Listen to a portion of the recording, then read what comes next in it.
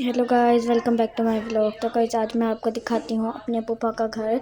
और इनके जो कबूतर हैं उन्होंने बच्चे भी दिए हुए हैं। अगर आप इनके कबूतरों के बच्चे देखना चाहते हैं तो मुझे कमेंट में ज़रूर बताएं और मेरी वीडियो को लाइक भी करें। और फिर मैं आपको मेरे पुप्पा के जो कबूतर हैं उनके बच्चे भी दिखाऊँगी। माशाल्लाह बहुत प्यारे बच्चे हैं।